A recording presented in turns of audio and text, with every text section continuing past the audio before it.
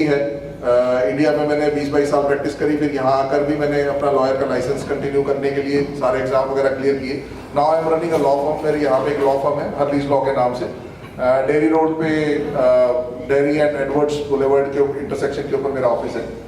तो मैं वहाँ पे 2 लॉयर्स के साथ अपनी पार्टनरशिप में वो फॉर्म करता हूँ। Both of them are lawyers. मैं लाइसेंस पैरालीगल यहाँ पे काम करने के लिए, तो मेरा काम ज़्यादातर, मैं पर्टिकुलरली ये डॉक्टर साहब के प्यार की वजह से मैं इन कामों के अंदर लगा रहता हूँ। अदरवाइज मैं इमिग्रेशन को और रियल एस्टेट और फैमिली लॉ को ज़्यादा देखता हूँ। फैमिली लॉ के साथ ही मुझे पता लगा कि wills and power of attorney का बड़ा रोल है, because family is the place where you need to give something in a better way. Family वो जगह है जहाँ जो आपने कमाया, जो इकट्ठा किया, उसको ढंग से उनको दिया जाए। जाना तो सभी को है, और ऐसा कोई, मतलब प्रभु ने ऐसा प्रावधान नहीं बनाया कि कोई रुका ही रहेगा, पर किस तरीके से अपने परिवार को खुशियों के साथ अपनी चीजें दे पाए, इस विल का वो मतलब होता है, अगर आम भाषा में बात करूं, ताकि उनको परेशानियां ना हो।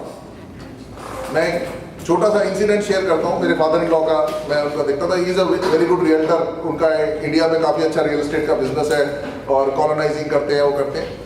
तो मैं एक दिन पूछ रहा था, मैंने कहा जी आपके नाम कितने प्लॉट हैं? कहते कई किलो में हिस्से हैं, जैसे कॉलोनियाँ कटती है ना वहाँ, तो कई किलो। मैंने कहा जी अगर आप चले गए तो इस लड़के को क्या मिलेगा जो उनका बेटा है? उसको तो ये भी नहीं पता उस किले में कितना हिस्सा, कैसे कैसे क्या क्या मिला हुआ है। तो आपको क्लियर करके देना है, या तो उसको लिटिगेशन देनी है, या तो उसको कानूनन लड़ाई देनी है, या फिर उसको क्लियर चीज देनी है जिसपे जाकर वो आराम से यूज कर सके। तो आपकी करी हुई मेहनत का फायदा तभी है जब आपके आने वाली जनरेशन उसको ढंग से इस्तेमाल कर सके। अगर इस्तेमाल नहीं कर सकती, कोर्ट में लड़ेगी तो सिर्फ एक ही कहेगी पापा तो बहुत कुछ कर गए, या माता पिता तो बहुत कुछ कर गए, हमें तो कचहरी में खड़ा कर गए कि भी इतनी लड़ाई हम किस लिए लड़ रहे हैं, हमें पता भी नहीं है कि चीजें हैं क्या। तो this is how the basis of will starts. और आज का जो टॉपिक है वो हमारा है importance of will, power of attorney and probate. Probate होता है कैसे विल लागू होती है ओंटारियो के अंदर। जैसे कि मैंने बताया कि मैं हर्लीज लॉ फर्म चलाता हूँ और I am one of the directors in that. मेरा नाम अभिषेक तंवर है। मैं अब तो 6 साल हो गए, 6 सालों से यहाँ पर ये अपना प्रोफेशन फॉलो कर रहा हूँ। जी, आवाज समझ आ रही है? आवाज ठीक है? अगर कोई किधरे ਤੁਹਾਨੂੰ थोड़ी जी भी दिक्कत होगी, पहले तो ये लेक्चर अपना दे लें, उसके बाद जो क्लैरिफिकेशन किसी लेनी होवे ले सकते। Thank you. फास्ट है, स्पीड ना बहुत फास्ट है। अच्छा, कोई नहीं, स्लो हो जाएगी। तो आज मैं बहुत बहुत धन्यवाद करता हूँ। सबसे पहले तो डॉक्टर सबरवाल जी का करता हूँ, और मैं डॉक्टर सबरवाल जी का बहुत बहुत धन्यवाद करता हूँ। साथ ही मिसिसागा सीनियर्स कल्चरल क्लब का बहुत आभारी हूँ कि आज मुझे मौका दिया उन्होंने। थोड़ा सा मैं बता पाऊंगा किसी भी चीज़ के बारे में जो मुझे जानकारी है। जानकारी मुझसे ज़्यादा आपको है, बस मेरे ऊपर एक मोहर लगी हुई है कि ये कानूनन तौर पे थोड़ा सा जानते हैं, क्योंकि ज़िंदगी आपने मुझसे ज़्यादा जी हुई है, तो आपको ज़्यादा तरीके से पता है। बस उसको लीगल रूम जो है वो मैं थोड़ा सा बता पाऊंगा। Today we are going to talk about something that touches every family. हर किसी परिवार को जो चीज़ें टच करती हैं, विल, पावर ऑफ अटॉर्नी, क्या वो है, क्या उनका मकसद है और कैसे उनको बनाया जाता है। What are they, why they matter and how they get them without stress, बिना सरदर्दी के हम उनको कैसे कर सकते हैं। आज के लिए जो हम टॉपिक कवर करेंगे, what is will, why it is important. अगर किसी को लगे कि मैं इंग्लिश में कुछ बोल रहा हूँ तो मैं हिंदी इंग्लिश दोनों मिक्स करूंगा। मुझे पंजाबी कम आती है तो मैं इसलिए पंजाबी नहीं बोल पाऊंगा। तो what is will and why it is important. Types of will in Canada, कितने तरीके की विल होती है कनाडा में। Who can write the will and who can witness it? कौन लिख सकता है, कौन उसमें गवाह बन सकता है। How to find a deceased person will, मैं will तो कर गया पर मेरे जाने के बाद मेरी will मेरे परिवार को मिलेगी कैसे। 3 key terms सबसे इंपॉर्टेंट जो 3 बातें हैं, प्रोबेट, डिसेंडेंट और एग्जीक्यूटर, ये हम इसके बारे में करेंगे। What actually happens during probate, क्या प्रोसेस होता है विल को लगाने का, और ओंटारियो में विल बनाने के लिए क्या प्रोसेस है। What is power of attorney, power of attorney क्या है, उसका क्या मकसद है और कैसे उसको लगाना चाहिए। सो सबसे पहले मैं शुरू करता हूं व्हाट इज विल, कि विल क्या है। Will is your written instruction manual for what happens after you pass away. Will एक वो मेरी तरफ से दी गई हिदायतें हैं जो मेरे जाने के बाद लागू होंगी। मेरे जीते जी मेरी विल कभी लागू नहीं होती। विल लिखवाई पहले जाती है, लागू मेरे जाने के बाद होगी। इट आंसर्स 3 बिग क्वेश्चन कि किसको प्रॉपर्टी मिलेगी, कौन उसका बेनिफिशियरी होगा, कौन उस विल में से लेगा अपना, हु इज द चार्ज, किसने ये एग्जीक्यूट करानी है कि मैंने प्रॉपर्टी डॉक्टर सबरवाल को देनी है तो कौन इसको बताएगा कि डॉक्टर सबरवाल को देगी, who will look after the minor children, अगर किसी के माइनर बच्चे हैं तो कि एज अ गार्डियन अगर उनके मतलब जब तक वो मेजर नहीं होते यानी 18 साल के नहीं होते तब तक उनको कैसे विल से फायदा मिलेगा। Think of your will as a gift. Will जो है हमारी, आप उसको बिल्कुल ऐसे समझें, बहुत लोग, मैं भी जब पढ़ता तो सोचता था कि विल एक ऐसा डॉक्यूमेंट है जिससे मुझे मेरे मरने की याद आ रही है, पर मैं आपको बता रहा हूं कि विल एक ऐसा डॉक्यूमेंट है जो आपका गिफ्ट है आपके परिवार के लिए, क्योंकि जो कुछ आपने इकट्ठा किया है उसको अच्छे ढंग से परिवार यूज कर सके वो उस विल के जरिए होगा। So think of will as a gift of clarity to your family. ये कंफ्यूजन खत्म करती है, डिले खत्म करती है और डिस्प्यूट खत्म करती है, जिसकी वजह से काफी सारा उनका पैसा और समय बच सकता है। मेरा कहना यह है कि if a family has that one topic people avoid property या cottage, a family loan, put it in a will. अगर मेरा मानना है कि आपके पास प्रॉपर्टी है, कोई जमीन है, कोई लोन भी है, तो वो भी विल के अंदर लिखें। क्लियर लिखने से कल का कॉन्फ्लिक्ट बच जाता है। Clarity today prevents conflict tomorrow, कि आज मैंने लिखा क्लियरली तो कल वो क्लियर रहेगा, किसी को कॉन्फ्लिक्ट नहीं होगा। Different kinds of wills in Canada. Formal will most common, सबसे ज्यादा होती है, फॉर्मल विल कहते हैं उसको। ये लिखी जाती है, साइन आप करते हैं, 2 विटनेस इसके अंदर होते हैं, who also sign in the will. दोनों आपके विटनेस उस पे साइन करेंगे, आप साइन करोगे, एक पेपर के ऊपर लिखी जाएगी। होलोग्राफ विल होती है, एंटायरली हैंड रिटन, ये सिर्फ हाथ से लिखी जाती है। ये जो पहले मैंने बताई ये टाइप करी जाती है। होलोग्राफ विल होती है कि कई लोगों को मौका नहीं मिलता टाइप करवाने का। विल सफेद कागज के ऊपर हाथ से लिख दो, साइन आप कर दें। In Ontario witnesses are not required. Holograph will में विटनेस की यहाँ कनाडा में ऑन्टारियो में कोई रिक्वायरमेंट नहीं है, बट इस विटनेसेस की वजह से उसको चैलेंज करना थोड़ा सा मुश्किल हो जाता है, तो इसलिए लोगों को समझ आती है कि हाँ ये जेन्युइन है।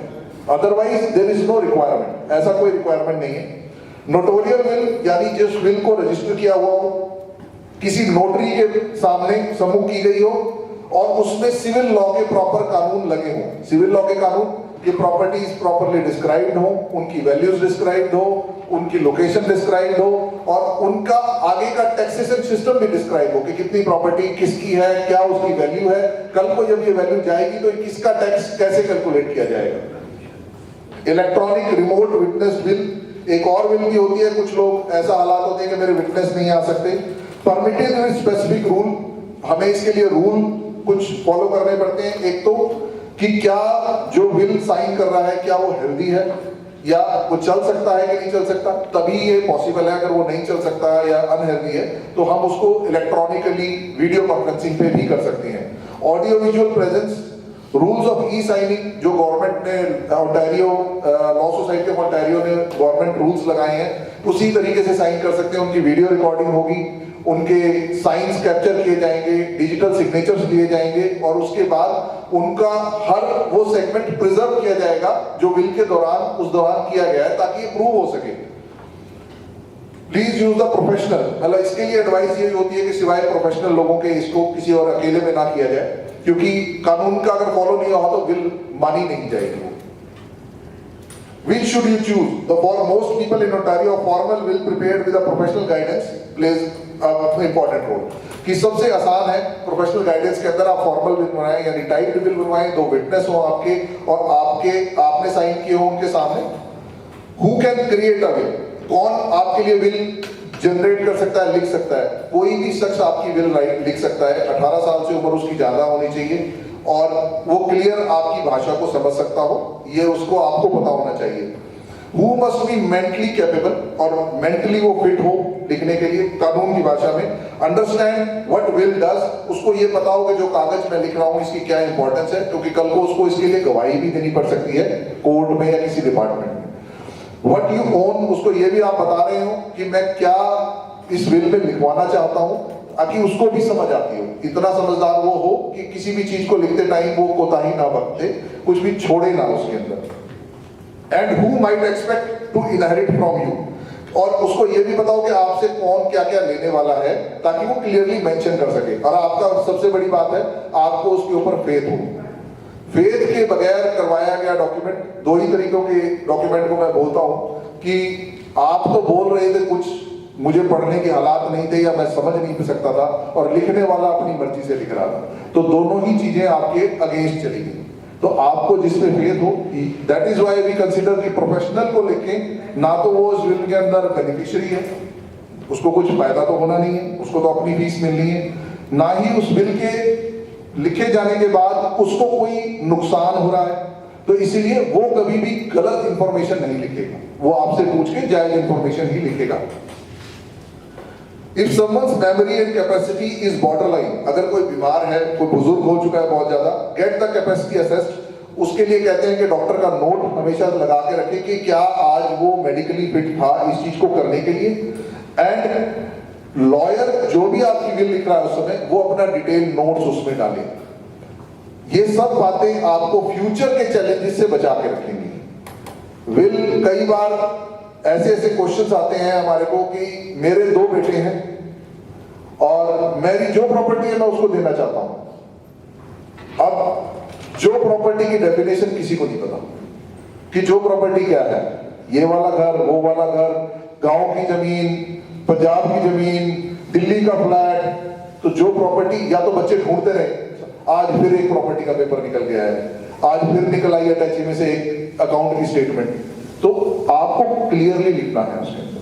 दूसरा कि अब मेरे 2 बच्चे हैं, मैं उनको जो भी प्रॉपर्टी है मैंने लिख भी दी, मैं उन्हीं को देना चाहता हूं और दोनों ही विटनेस हैं। वो उनको कोर्ट ही कभी नहीं मानेगी कि जो बेनिफिट लेने वाला है वो आपकी विल के अंदर विटनेस नहीं बन सकता। और फिर डॉक्टर सब्रवाल का मेरे को एक याद आता है, पिछली बार वो समझा रहे थे कि दोनों बच्चे हैं, मैंने उनसे पूछ लिया तुम्हें क्या क्या देना है और मैं विल बना रहा हूं। अब एक बच्चे को तो लग रहा है दूसरे को ज्यादा दिया जा रहा है, दूसरे को लग रहा है पहले को ज्यादा दिया जा रहा है, वो सेवा कर रहा है नहीं कर रहा। और जब मुझे पता लग गया कि मुझे क्या मिलने वाला है, फिर उन्होंने उसके बाद आपको देखना छोड़ दिया है, क्योंकि अब तो मुझे मिल चुका है जो मिलना है। तो विल हमेशा उस चीज के लिए होती है कि जिसके नाम एग्जीक्यूट करी जाए उसका उसमें कोई रोल ना हो, यानी जो बेनिफिशियरी है उसका कोई रोल नहीं है उसके अंदर। उसको बताने के लिए आपका थर्ड पार्टी, आपका रिलेटिव, आपका लॉयर, आपका डॉक्टर, आपका बैंकर, जो आपके रिलेशन में है, जो उससे बेनिफिट नहीं ले सकता, उसको बनाना चाहिए, एग्जीक्यूटर जिसे कहते हैं। Who can act as a witness, सबसे बड़ी बात है कि विटनेस, जैसे मैं जो बातें बता रहा था, two witness present at the same time when you sign, जब आप साइन कर रहे हैं उसी टाइम वो भी साइन कर रहे हैं, उन्हीं को विटनेस माना जाएगा। 18 की उम्र से ज्यादा होने चाहिए। Should not be the beneficiary in the will, वो विल में बेनिफिशियरी नहीं होने चाहिए। आपकी पत्नी या पति नहीं होने चाहिए और आपके बिजनेस के पार्टनर नहीं होने चाहिए बेनिफिशियरीज के अंदर। मान लो मैंने अपनी कंपनी अपने बेटे के नाम करनी है पर दूसरे पार्टनर को उसके अंदर वो बना रहे, तो हो सकता है वो उसको बताया ही ना, तो वो नहीं हो सकते। If they are their gift can be void, उनके द्वारा दिया गया ये विल का सारा मैसेज गलत हो जाएगा। योर एग्जीक्यूटर में विटनेस, आपका एग्जीक्यूटर जो विल को लागू करवाने वाला बनता है वो विटनेस भी हो सकता है, but it's clear if they don't. अच्छा रहेगा अगर वो ना हो, वो भी थर्ड पार्टी हो, यानी कि हमारे को 4 लोग चाहिए, एक तो खुद आप जो विल बनाता है, 2 विटनेस और तीसरे बंदे का नाम जो उस विल को लागू कराएगा, जो बताएगा हाँ मेरे सामने इन दोनों ने भी करे साइन, इसने भी साइन करे और मेरा कोई लेना देना नहीं है, पर मैं तुम्हारे लिए धक्के खा रहा हूं और तुम्हें चीज लेके दूंगा। ये use neutral witness, neutral trusted friend और colleague, not family members of who benefit, यानी कि अपने ट्रस्टेड फैमिली मेंबर्स या कुलीग को बनाए फैमिली मेंबर्स को विटनेस ना बनाए, क्योंकि उनका बेनिफिट होता है। गांव में जमीन है, वो मतलब मुझे लगता है कि काफी सारे लोग तो इंडिया के हैं शायद सारे, और नॉर्थ इंडिया तो मुश्तरका खाता समझते होंगे कि अब मैंने चाचा के लड़के को बना दिया, पर हमारी जमीन मुश्तरके खाते में, यानी कि जॉइंट अकाउंट में हमारी जमीन बाइफरगेटेड नहीं हुई है, तो वो बिल को लागू ही नहीं होने देगा कभी। ये पता है कि अगर आज बिल लागू हो गई तो मेरे हिस्से की जमीन तो चली गई, तो अलग से कोई बंदा बनाए हमेशा। अब सबसे बड़ा क्वेश्चन है, व्हाट इज एस्टेट? विल के अंदर क्या चीज काउंट हो सकती है? Your estate is everything you own when you pass away, यानी जब हम जा रहे होते हैं दुनिया से, जो जो कुछ हमारा है वो सारा एस्टेट की डेफिनेशन में आता है। रियल एस्टेट, घर, कोई फ्लैट, कोई जमीन, ये सारा एस्टेट के अंदर आता है। इमूवेबल प्रॉपर्टी कहते हैं हम उसको, जो प्रॉपर्टी चल नहीं सकती, जुड़ी हुई है जमीन के साथ, वो एस्टेट में काउंट होती है। इवन कई बार ऐसा भी होता है कि घर में मैं तो अपने ऊपर एग्जांपल देके बताता हूँ, मेरे गांव में तो शीशम का पेड़ खड़ा था एक खेत के अंदर, उसमें भी बड़ा झगड़ा हुआ जब जमीन बट रही थी कि अब इस पेड़ का क्या हुआ। मैं कहा खड़ा रहने तो जमीन में, जब जिसके पास आएगी, नहीं नहीं नहीं नहीं, इसके तो मेरे घर के दरवाजे बनने थे, इसकी तो मेरे वो कहते ना टूटे वाले कमरे की कड़ियां बननी थी, पता नहीं क्या क्या बनना था। मैंने कहा भाई जिसने काटना है फिर काट लो उसको। तो वो वाली चीजें हैं, बहुत सारी चीजें ऐसी ऐसी भी होती हैं। तो whatever is attached to land is estate, it should be mentioned properly, जिसकी कोई वैल्यू हो सकती है। Bank account, RRSP, RRIF, TFSC investment, कोई भी आपके बैंक अकाउंट्स हैं, आरआरएसपी के अकाउंट्स हैं, जो आपके बाद जिसके अंदर कुछ भी ऐसी धनराशि है जो सामाजिक रूप से किसी के लिए फायदा हो सकती है, that is a estate. Vehicle, कोई भी गाड़ी, कोई भी चल रहे वैल्यूएबल, सोना, चांदी, उसके अलावा बर्तन भी हैं पुराने बुजुर्गों के पास जो सोने के हैं, चांदी के हैं, but they don't consider it, पर वो करते हैं। पर्सनल बिलोंगिंग्स में अब आप कनाडा में बैठे हैं, यहाँ तो वॉलेट्स भी इतने महंगे महंगे हैं, मतलब आपके स्टेट में अकाउंट होता है। लो वोटेन का मेरे पास है जी, वो 70,000 का तो वॉलेट ही है। मेरे जूते हैं जो वही 25,000 के हैं। ऐसे ऐसे लोग भी हैं जिनकी हम बनाते हैं। तो ऐसी चीजें भी बहुत है, लोगों ने बहुत शौक से ली होती है। जैसे मैं अपने बुजुर्गों को देखूं, ये बंदूक है हमारे घर की बड़ी पुरानी जी, वो बन चुकी है पुरानी। उसके अलावा बहुत सारे मेडल्स हैं, मेरे grandfather he was in army, उनके मेडल्स हैं, वो भी एक एस्टेट है। वो कौन रखेगा परिवार में, ये भी, क्योंकि जो केयर कर सके उसकी, जो आपको लगता है उनकी यादों को, उनकी बातों को संभाल के रख सके। Some estate bypass your estate also. They held jointly, right of survivorship, joint bank account भी होते हैं।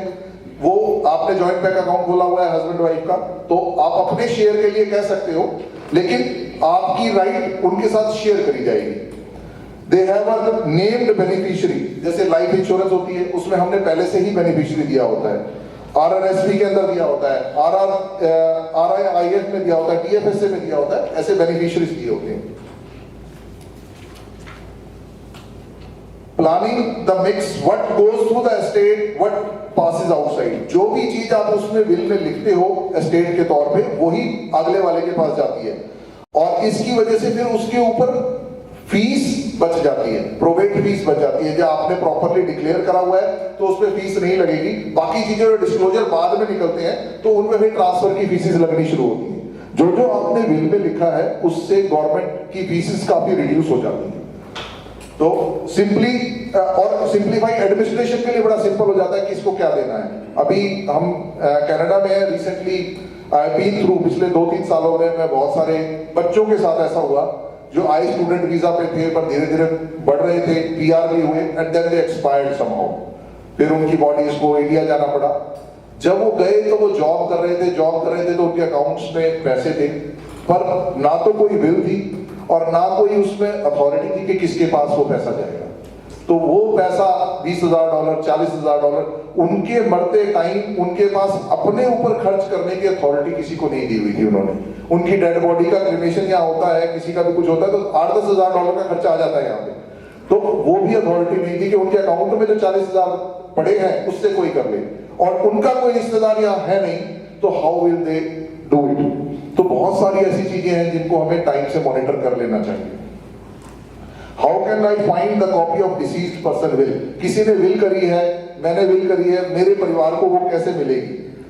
The executor usually has the original, यानी कि एग्जीक्यूटर कौन हो सकता है, जो थर्ड पार्टी है उसके पास आप ओरिजिनल रखवाओ, वो आपका अगर कोई खैर हुआ है तो वो आके आपके बच्चों को देगा कि भाई ये तुम्हारे पेरेंट्स का पेपर है, विल है, अब इसको लागू।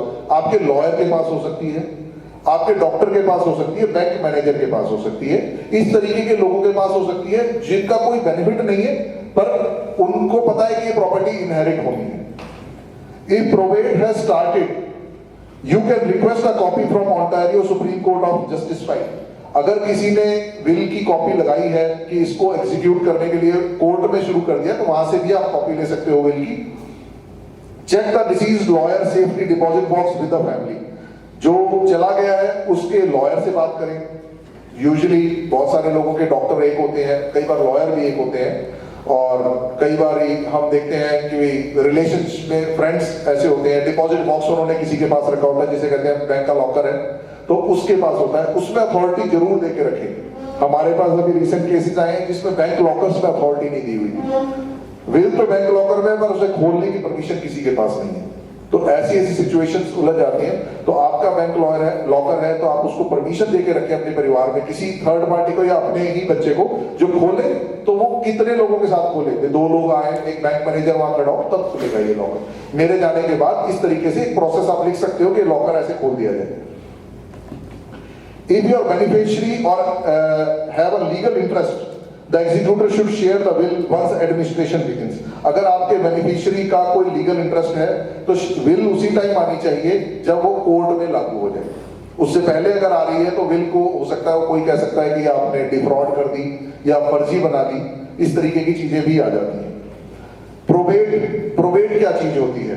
प्रोबेट जिसे कहते हैं court process that confirms will is valid. Court में डालकर जब हम चीज को कहते हैं कि अब ये वैलिड है, अगर मेरी विल से 5-6 लोग बेनिफिशियरी हैं तो उनको प्रोबेट कराना पड़ता है, विल लागू करानी पड़ती है, क्योंकि सबको बताना है कि इस विल के अंदर सबकी नो ऑब्जेक्शन आ चुकी है, हम लोग हैं।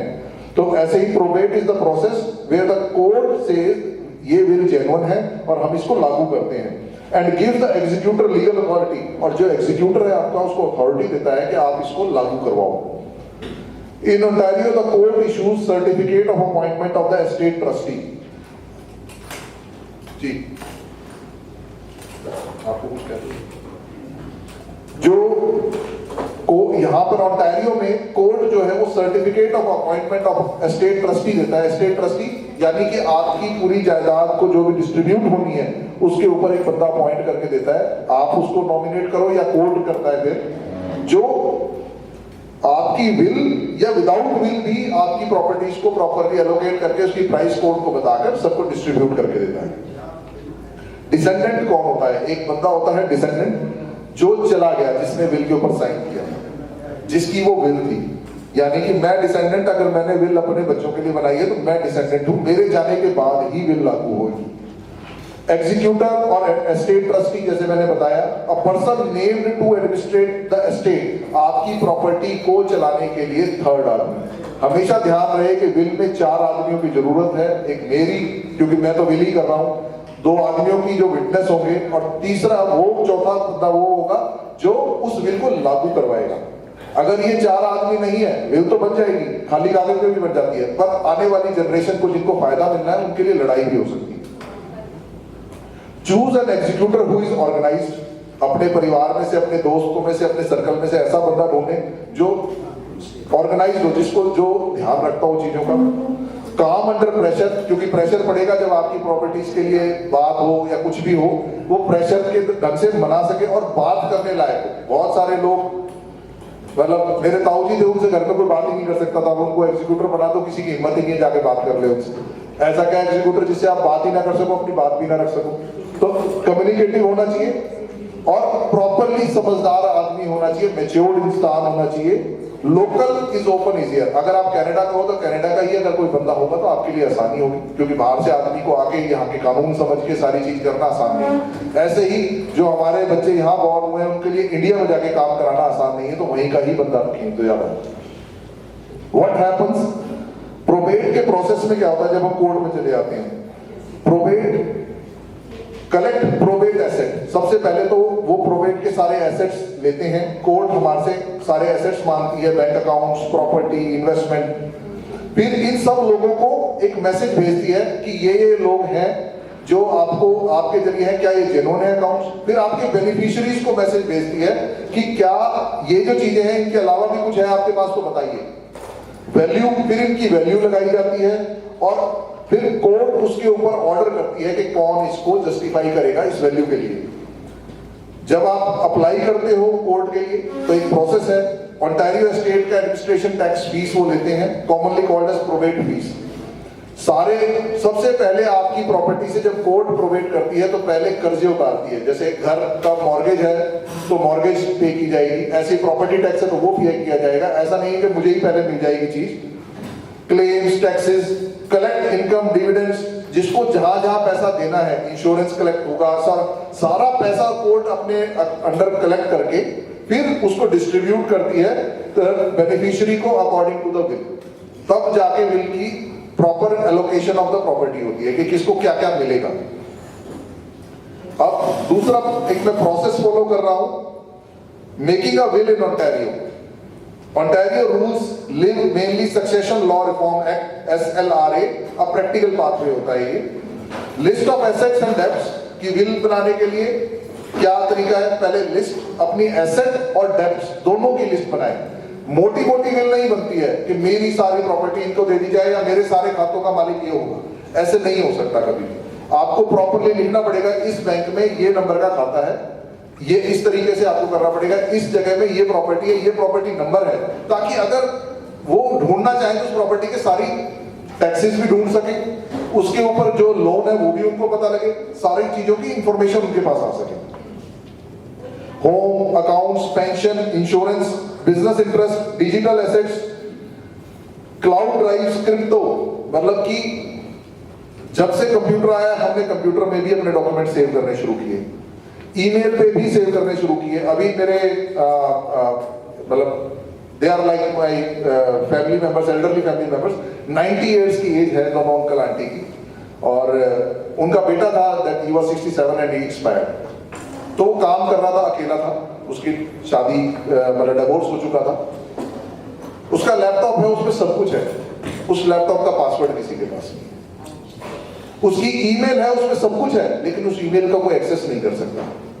तो अब हमारे पास सब कुछ है, लेकिन अब वो उसको क्रैक डाउन भी कैसे करवाएं।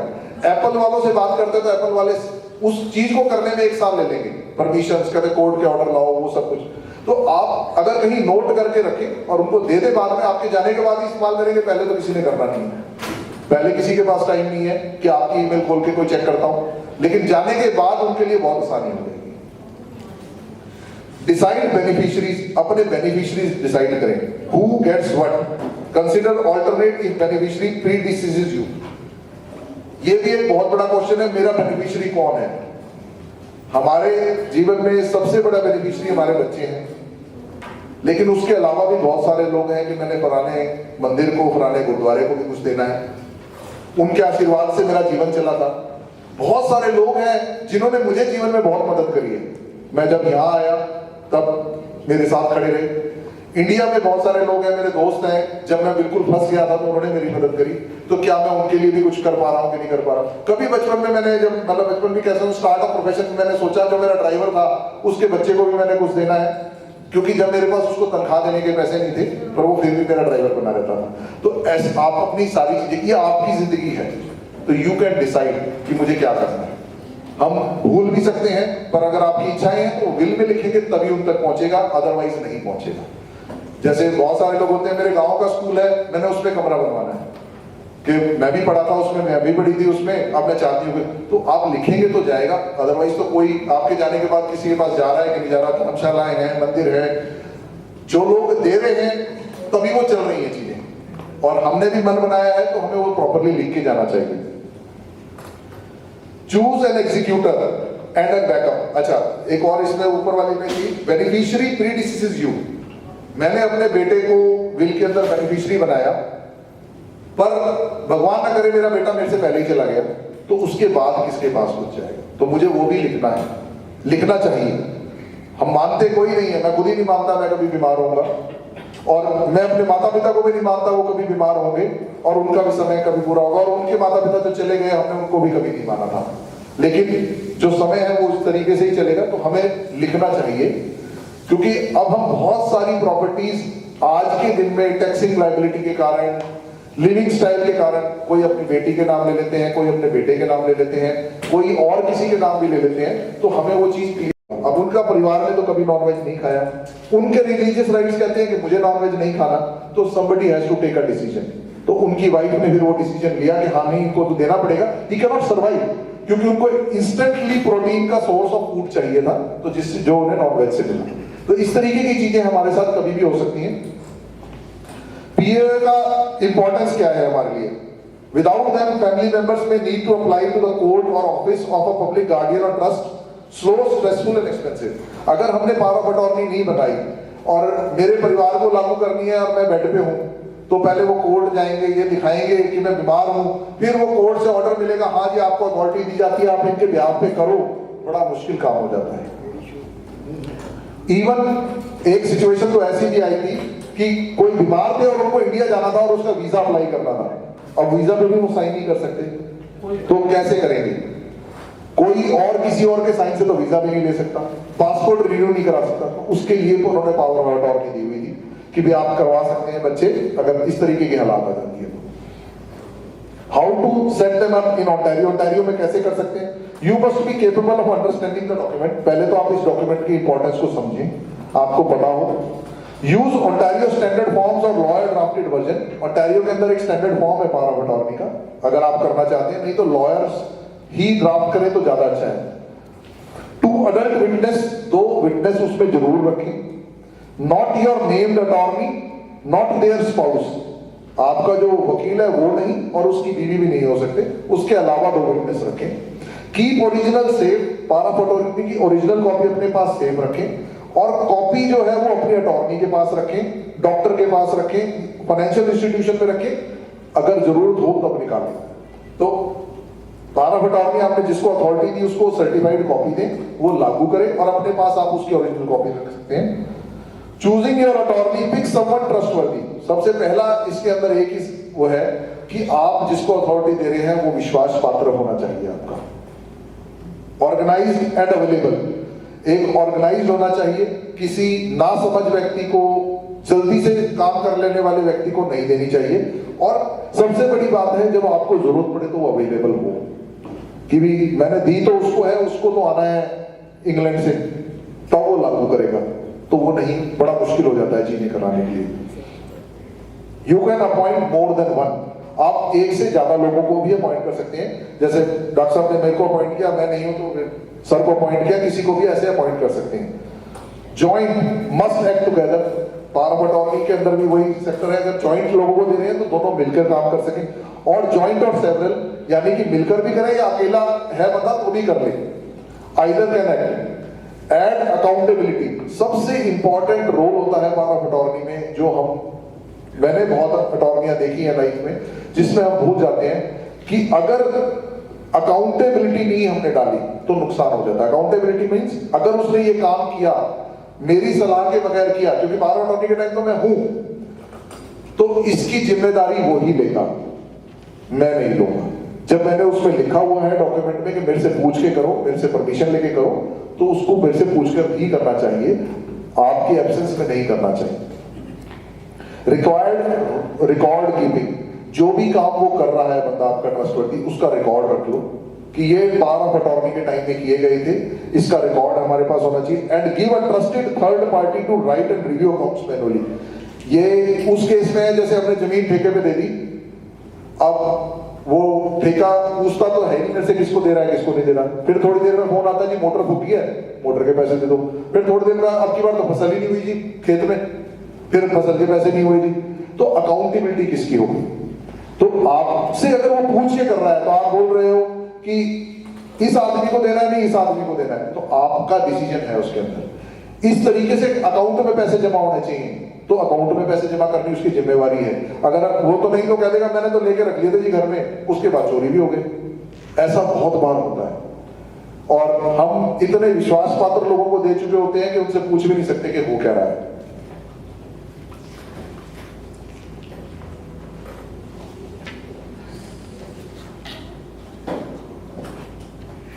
You can revoke power of attorney also. अगर आपको थोड़ा सा भी लग रहा है आपकी पावर ऑफ अटॉर्नी में कोई प्रॉब्लम हो रही है, जिसको आपने अटॉर्नी दी है वो ढंग से मैनेज नहीं कर पा रहा, कई बार हम अपने सिर्फ नौकरों को भी अथॉरिटी देके आए होते हैं कि पीछे से प्रॉपर्टी को मैनेज कैसे करना है, और वो ढंग से नहीं कर रहा, तो आप रिवोक कर सकते हो एनी टाइम व्हाइल केपेबल। आप power of attorney ends at death, जैसे मैंने बताया, मृत्यु के बाद तो वैसे रह जाती है और उसके बाद विल लागू हो जाती है, तो आप उसको अथॉरिटी को वापस भी ले सकते हो, वो वैलिड भी जब तक है जब तक आप हो, और अपनी विल में क्लियर भी कर सकते हो कि मेरी जो पावर ऑफ अटॉर्नीज है वो किस किस को दी हुई है और कैसे कैंसिल होंगी या कैसे उनके ऊपर एक्ट होगा आगे। If you remember one side from today make this, इस बार अब हमारा विल का भी हो गया, पावर ऑफ अटॉर्नी का भी हो गया, सबसे पहला हमें क्या काम करना चाहिए ये मैं थोड़ा सा बता देता हूं। Pick your executor. सबसे पहले तो उस आदमी को ढूंढो जिसने, अगर आपने विल बना दी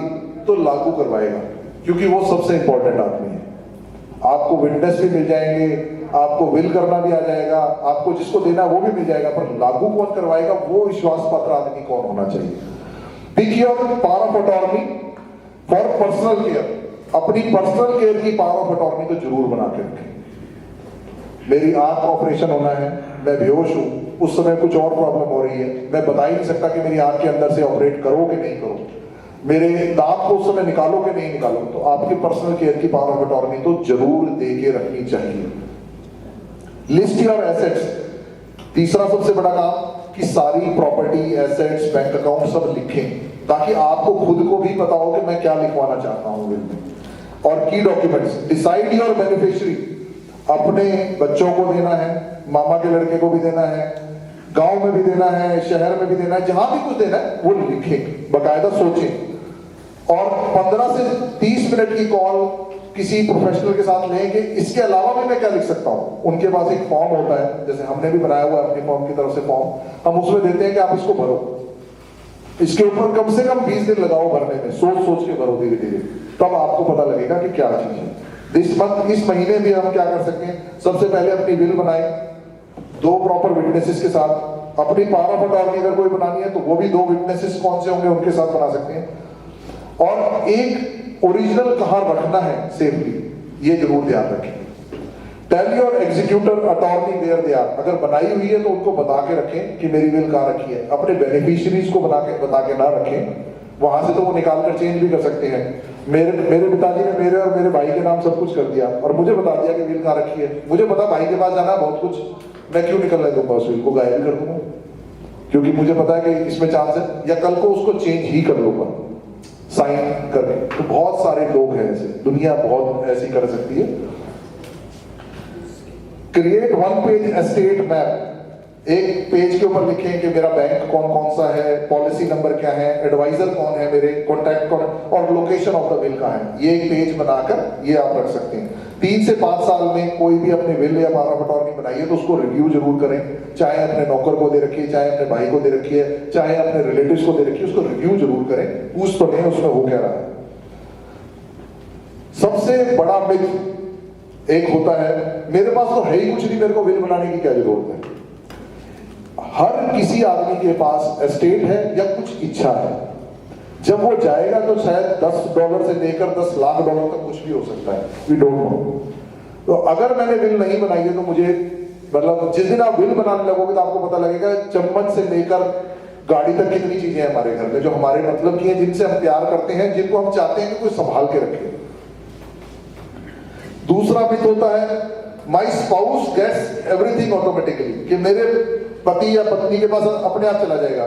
ऐसा पक्का नहीं है ऑन्टारियो के अंदर। उनको भी स्पेसिफिक रूल और डिक्लेरेशन देना पड़ेगा कि इन्होंने क्या कुछ सारा कुछ क्लियर कर रखा है कि नहीं कर रखा है, टैक्सेस हैं, अदर लाइबिलिटीज हैं, वो सारी चीजें चेक होंगी। Power of attorney means I lose control. एक ये बहुत बड़ा क्वेश्चन, अगर मैंने पावर ऑफ अटॉर्नी बना के दे दी तो मेरा कंट्रोल नहीं रहेगा। यू कैन टेलर इट, आप उसको ढंग से बना सकते हैं कि आपका कंट्रोल भी रहे, चीजें मैनेज भी रहे। हम यूजुअली पावर ऑफ अटॉर्नी दे के आ रहे हैं। अब मैं अपने ऑफिस से यहाँ निकल के आया हूँ तो मेरी पावर ऑफ अटॉर्नी एक तरीके से मेरे एडमिनिस्ट्रेटिव क्लर्क के पास है, वो पीछे से मेरे क्लाइंट को मिलेगा भी, उसको कोई कागज देगा भी और उससे कागज लेगा भी। तो मैंने बनाई तो हुई है प्रोसीजर, लेकिन उसको रिटर्न में बना के रखेंगे किस हद तक वो काम कर सकता है। अगर वो मेरे ही साइन मार के कागज देने लगे तो फिर क्या बनेगा। जो कि आपने कई बार सुना होगा कि बहुत सारे दफ्तरों में हो जाता है कि वो तो थे नहीं, बचपन में ही कर लेते थे, रिपोर्ट कार्ड में ही पापा के साइन मार के चले जाते थे, वो तो ज्यादा बड़ी बात नहीं है, पर हो जाता है ऐसा। A handwritten note is fine. It might be valid, but it is risky. हम हाथ से भी लिख सकते हैं, पर रिस्की है, वो चलेगा। One mistake of word can cost thousands of dollars later. A will speaks for you after you are gone. Will आपके लिए जब भी बात करेगी जब आप चले जाएंगे। पावर ऑफ अटॉर्नी आपके लिए जब तक आप हैं तब तक आपके लिए मदद करेगी। और प्रोबेट का जो प्रोसेस है कि सब कुछ ढंग से लागू हो, इसको प्रोबेट कहते हैं। ये 3 प्रोसेस हैं जिनके बारे में आज हमने बात करी है। और इन सब बातों के अलावा मुझे कोई इसमें ज्यादा और कुछ लगा नहीं। कोई किसी का कोई सवाल हो तो जरूर पूछ सकते हैं, कोई ऐसी बात अगर कोई जो ना लगी हो समझ में। What's a trust account? What's a trust account? Trust account. Trust account is usually owned by the organizations which receive the public fund, जो public fund receive करते हैं। Trust account, hello, trust account होता है ज्यादातर organisations के पास होता है, जो पब्लिक फंड रिसीव करते हैं और उसको डिस्ट्रीब्यूट करके फिर उसके बेनिफिशियरी को देते हैं। जैसे लॉयर्स के ऑफिस में ट्रस्ट अकाउंट होता है, जब रियल एस्टेट क्लोजिंग होती है तो बैंक सारा पैसा ट्रस्ट अकाउंट में भेजेगा, बेचने वाला सारा पैसा ट्रस्ट अकाउंट में, खरीदने वाला सारा पैसा ट्रस्ट अकाउंट में डालेगा।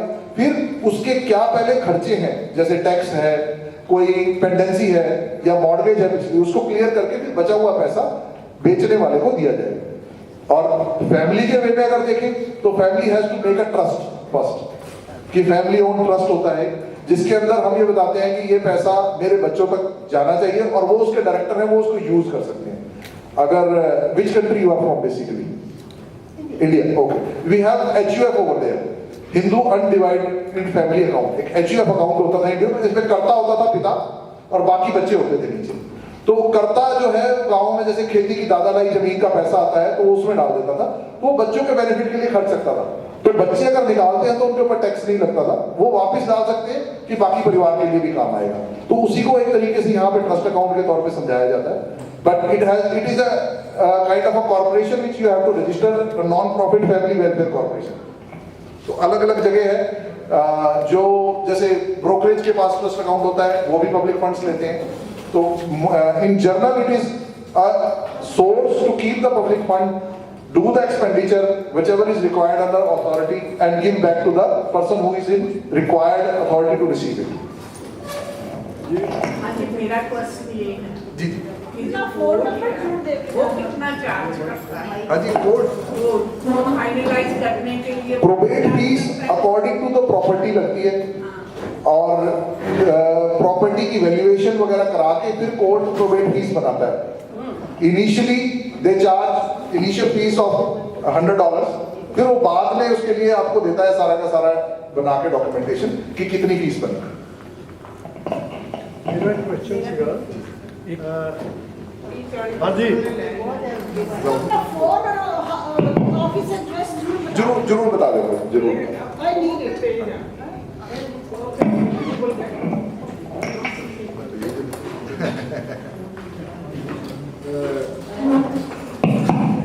ਜਦੋਂ पेरेंट्स दो ਉਹਨਾਂ ਦੇ 2 ਬੱਚੇ ਆ, ਲੜਕਾ ਲੜਕੀ, ਛੋਟੀ ਉਮਰ ਹੈ 10-12 ਸਾਲ ਦੇ, ਉਹਨਾਂ ਦੀ ਡੈਥ ਹੋ ਜਾਂਦੀ ਹੈ ਦੋਨਾਂ ਦੀ, ਹਸਬੈਂਡ ਵਾਈਫ, ਤੇ ਉਹਨਾਂ ਦੇ ਬੱਚਿਆਂ ਲਈ ਕੋਈ ਟਰਸਟ ਬਣਾਇਆ ਹੋਗਾ ਜਾਂ ਉਹਦੀ ਫੀਸ? अगर आप विल करके जाते हैं उनके लिए तो फिर एक गार्जियन भी अपॉइंट करना होता है उसमें। तो वो गार्जियन आपके उस एसेट्स में से पैसा लेके उनको मैनेज करता है। तो वो एक तरीके का ट्रस्ट नहीं होता, पर एस्टेट ट्रस्टी कहते हैं उसको। एस्टेट ट्रस्टी बच्चे माइनर होंगे, 10-12 साल के बच्चे होता है, तो वो उन बच्चों की पढ़ाई लिखाई रहन सहन और सारा खर्चा वो देखता है और उस प्रॉपर्टी को मैनेज करता है। ਇਹ ਸੀਗਾ ਮੇਰਾ ਕੁਐਸਚਨ ਕਿ ਕਈਆਂ ਸਾਡੇ ਵਰਗਿਆਂ ਨੇ ਕੀ ਕੀਤਾ ਆ ਸੀਗਾ ਕਿ ਪਹਿਲਾਂ ਜਦੋਂ ਅਸੀਂ ਆਏ ਆ, ਚਲੋ 2 ਬੱਚੇ ਤੁਹਾਡੇ ਲੜਕਾ ਲੜਕੀ ਆ, ਆਪਣੇ ਭਰਾ ਦੀ ਜਾਂ ਮਾਸੀ ਦੀ ਜਾਂ ਮਾਮੇ ਦੀ ਜਾਂ ਇਸ ਤਰ੍ਹਾਂ ਰਿਸ਼ਤੇਦਾਰਾਂ ਦੀ ਜਾਂ ਚਾਚੇ ਦੀ ਕੋਈ ਬੱਚਾ ਅਡਾਪਟ ਕਰਕੇ ਇੱਥੇ ਨਿਕਾਲ, ਓਕੇ, ਅਡਾਪਸ਼ਨ ਬਣ ਗਈ, ਹੁਣ ਉਹਦੇ ਪੇਰੈਂਟਸ ਇਹੀ ਬਣ ਗਏ ਜਿਨ੍ਹਾਂ ਨੇ ਅਡਾਪਟ ਕੀਤਾ। ਅੱਛਾ, ਅਗਰ ਜਦੋਂ ਤੁਸੀਂ ਵਿਲ ਬਣਾ ਦਿੰਦੇ ਆ ਹੁਣ 2 ਬੱਚਿਆਂ ਦੀ, ਜਦੋਂ ਬੱਚੇ ਵੱਡੇ ਹੋ ਗਏ ਆ 22 24 25 ਸਾਲ ਦੇ, ਉਹਨਾਂ ਨੂੰ ਹੁੰਦਾ ਵੀ ਇਹ ਹੁਣ ਸਾਡੀ ਪ੍ਰਾਪਰਟੀ 'ਚੋਂ ਇਹ ਸਾਡਾ ਸਗਾ ਬ੍ਰਦਰ ਤਾਂ ਹੈ ਨਹੀਂਗਾ ਜਾਂ ਸਿਸਟਰ ਹੈ ਨਹੀਂ, ਤੇ ਵੀ ਇਹ ਕਿਉਂ ਹਿੱਸਾ ਲਿਜਾਵੇ। ਉਸ ਪੋਜੀਸ਼ਨ ਦੇ ਵਿੱਚ ਅਗਰ ਤੁਸੀਂ ਬਿੱਲ ਬਣਾ ਦਿੰਦੇ ਆ ਕਿ ਇਹ ਜਿਹੜੀ ਮੇਰੀ ਪ੍ਰਾਪਰਟੀ ਆ ਜਾਂ ਜਿੰਨਾ ਵੀ ਮੇਰਾ ਪੈਸਾ ਆ ਇਹ ਮੇਰੇ ਬੱਚਿਆਂ ਨੂੰ ਦੋਵਾਂ ਨੂੰ ਹੀ ਮਿਲਣਾ ਚਾਹੀਦਾ, ਤੀਜੇ ਨੂੰ नहीं मिलना चाहिए, कि वो बच्चा वो क्लेम कर सकता? देखिए यहाँ पे कनाडा में तो वो क्लेम नहीं कर सकता एज पर विल है। इंडिया में अगर, क्योंकि हम सब लोगों की कुछ ना कुछ प्रॉपर्टी इंडिया में भी है, इंडिया में एक लाइन होती है दादा लाई प्रॉपर्टी की। दादा लाई प्रॉपर्टी में पिता का भी हिस्सा है, बच्चों का भी हिस्सा है, उसके बच्चों का भी हिस्सा है, क्योंकि वो एंसेस्ट्रल प्रॉपर्टी है, उसको एंसेस्ट्रल प्रॉपर्टी है। तो या तो उस पैसे का गुड मैनेजमेंट फॉर फैमिली हुआ हो, नहीं तो वो बच्चे भी क्लेम कर सकते हैं कि मेरे फादर के थ्रू मेरा राइट बनता है, इसलिए।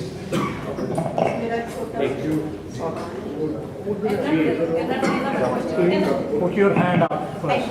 हेलो, देखिए, there should not be any confusion. India में लॉ डिफरेंट है। एक चीज तो मैं आपको बता दूं, एडॉप्शन जो है उसके लिए लॉ है, and you can adopt a child if you are qualified to adopt under that law. If you do not have your son or son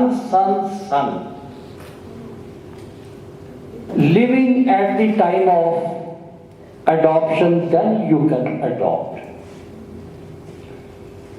आपका अपना बेटा नहीं होना चाहिए, आपके बेटे का बेटा नहीं होना चाहिए, और आपका उसके बेटे का बेटा नहीं होना चाहिए, तब आप अडॉप्ट कर सकते हैं। If once you have adopted and properly adopted, then that becomes your regular son. फिर आप उसको बेदखल नहीं कर सकते। अब बात हुई प्रॉपर्टी की, और अभिषेक जी ने ये कहा कि वहां दो तरह की प्रॉपर्टी होती है। एक होती है माई पर्सनल प्रॉपर्टी, एक होती है joint Hindu family property. Joint Hindu family property में या एंसेस्ट्रल प्रॉपर्टी में उस बच्चे का पूरा हक है, क्योंकि जब आपने अडॉप्शन कर दी उसके बाद आप उसको बेदखल नहीं कर सकते। वो आपका रेगुलर चाइल्ड हो बनेगा और रहेगा, उसके पूरे हक होंगे, चाहे उसके आपके अपने बच्चे उसको अपना भाई माने या ना माने, तब भी कनाडा में जैसे इन्होंने बताया इट इज डिफरेंट, क्योंकि यहाँ पर ज्वाइंट हिंदू फैमिली नहीं है,